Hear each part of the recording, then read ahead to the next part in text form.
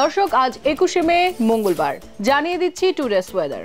ঢাকায় বর্তমান তাপমাত্রা রয়েছে 33 ডিগ্রি সেলসিয়াস, যা অনুভূত হচ্ছে 39 ডিগ্রি সেলসিয়াস। সারাদিনে আজ সর্বোচ্চ তাপমাত্রা হতে পারে 34 ডিগ্রি সেলসিয়াস এবং সর্বনিম্ন হতে পারে 27 ডিগ্রি সেলসিয়াস। বাতাসের আর্দ্রতা রয়েছে 60%। বাতাসের গতিবেগ প্রতি ঘন্টায় 8 কিলোমিটার। আবহাওয়া অধিদপ্তরের তথ্য অনুযায়ী আগামী 48 ঘন্টার মধ্যে দক্ষিণ পশ্চিম বঙ্গোপসাগর এলাকায় লঘুচাপের সৃষ্টি হতে পারে বলে জানা গেছে।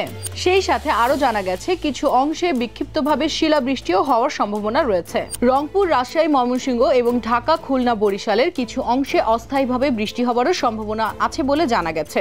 এবারে জানিয়ে দিচ্ছি আজকের air quality data. Air quality data অনুযায়ী আজকের একিউআই রয়েছে 185, যা পরিবেশের জন্য অস্বাস্থ্যকর বলে জানা গেছে।